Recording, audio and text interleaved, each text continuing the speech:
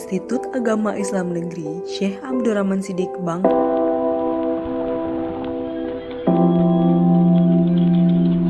Assalamualaikum warahmatullahi wabarakatuh. Perkenalkan, nama saya Anisha Maulida dari kelas Perbankan Syariah 5C dengan NIM 1931011. Tugas ini untuk memenuhi mata kuliah Public Relation. Istilah Public Relation atau disingkat PR secara umum sebagai hubungan masyarakat yang disingkat menjadi humas. Istilah PR baru dikenal pada abad ke-20, tetapi gejalanya sudah tampak sejak abad-abad sebelumnya, bahkan sejak zaman primitif.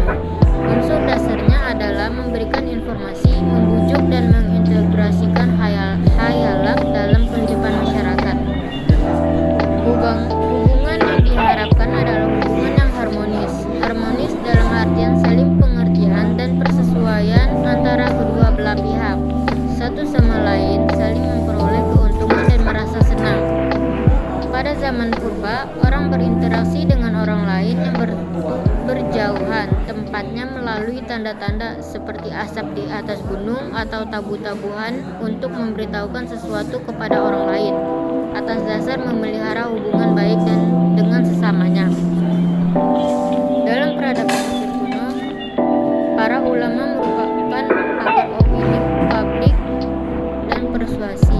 Mereka menggunakan karya seni dan sastranya dalam bentuk piramid, obelisk, candi, ataupun patung-patung untuk memberikan kesan kepada publik mengenai keagungan dan pentingnya raja, alim ulama, para bangsawan, sastrawan, serta para pemimpin lainnya.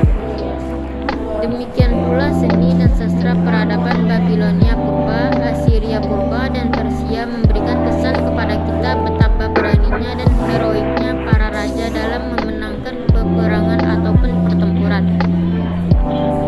Sejarah pun mencatat hal-hal berikut. Pertama, Iskandar Agung telah mengimpor gagasan tentang ketuhanan dari timur ke Yunani. Dialah orang barat pertama yang menyebut dirinya Tuhan. Sementara itu, Kaisar Romawi telah menggunakan muslihat ini untuk menyucikan kekuasaan politiknya melalui lambang ketuhanan. Kedua, prinsip public relation telah dilakukan oleh orang-orang Yunani dan Romawi dengan dasar-dasar suara rakyat. Pada zaman keemasan negaranya, Olympic Games, Dionysian Festival, dan upacara keagamaan lainnya telah mengalahkan saling tukar pendapat dan perkembangan semangat dan kesatuan nasional. Ketiga, kota-kota di Yunani semakin mencerminkan opini publik. Para pemimpin semakin sadar akan hubungan mereka dengan rakyatnya melalui apa yang sekarang disebut public relation. Demikian pula orang-orang Romawi telah memiliki konsep opini publik dan public relation melalui Imam Agung yang mencatat segala pemberitahuan atau kejadian pada papan tulis atau papan pengumuman yang telah dipampangkan di rumah Imam Agung. Pada abad pertengahan, suatu langkah maju dalam kegiatan public relation terlihat yaitu timbulnya perselisihan dagang yang disebut gilda di Eropa. Gilda saat itu merupakan organisasi yang anggotanya terdiri atas orang-orang yang bermata pencarian sama. Dalam organisasi ini, mereka memilih pengurus dan menentukan peraturannya yang dapat menjamin ketentraman bersama dalam bidang perniagaan. Perkumpulan dagang tersebut bertujuan membatasi persaingan dari dalam dan menolak persaingan dari luar.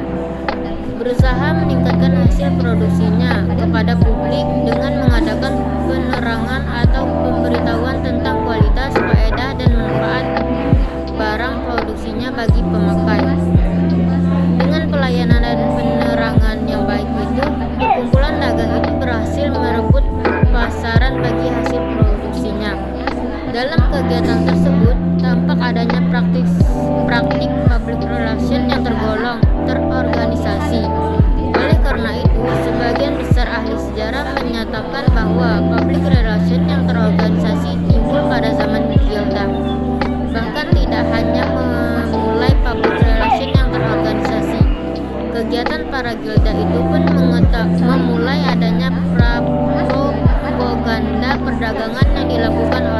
para anggotanya.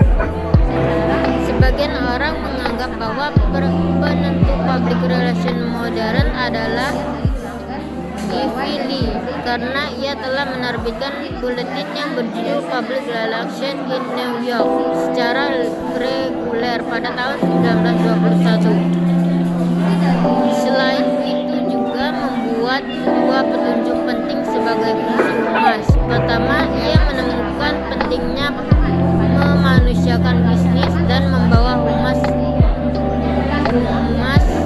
turun ke masyarakat di kalangan karyawan, pelanggan, dan komunitas di sekitar perusahaan. Kedua, ia duduk di antara para top eksklusif dan tidak memaksakan program apapun jika tidak mendapat dukungan aktif dan partisipasi pribadi dan manajemen. Nama Ivy Lee telah dikenal masyarakat luas berkat jasa yang diberikannya pada perusahaan. Karena perusahaan kereta api, yaitu Pennsylvania Railroad. Pada saat itu, ia menjabat sebagai Executive Assistant to the President. Setelah masuknya Ivy Lee, perusahaan kereta api itu mendapatkan untung beratus ribu dolar sebagai laba perusahaan. Oleh sebab itu, Ivy Lee dianggap sebagai bapak public relation oleh sebagian orang.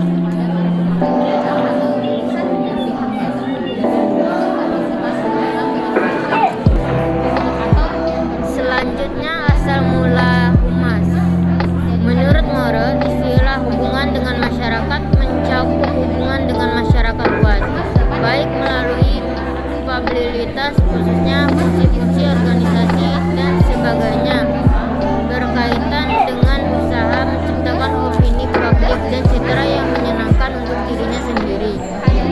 Menurut Casali, public relation merupakan pendekatan yang sangat strategis dengan menggunakan konsep-konsep komunikasi. Pada masa mendatang, public relation diperkirakan akan mengalami pertumbuhan yang luar biasa. Pemerintah Amerika Serikat mempekerjakan 9.000 karyawannya di bidang komunikasi yang ditempatkan di United States Information Agency. Public relation menurut Abdurrahman mempunyai dua pengertian. Pertama, humas dalam arti sebagai teknik komunikasi atau technique of communication. Kedua, humas sebagai metode komunikasi atau